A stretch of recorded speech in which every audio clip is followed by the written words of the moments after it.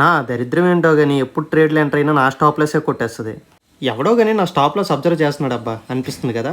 Yes, మార్కెట్లో momentum కావాలంటే big players మన స్టాప్ లాస్లు కొట్టాల్సిందే. సో మనం కూడా వాళ్ళ రూట్లోనే వెళ్దాం. ఈ ఎగ్జాంపుల్లో market opens with a big bearish candle.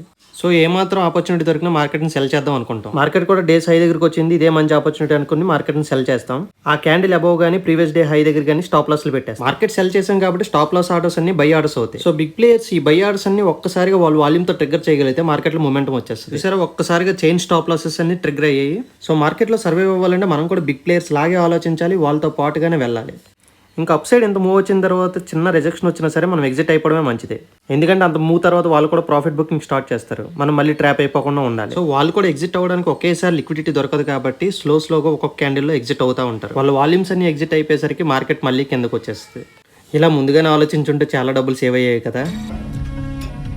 Subscribe PTT.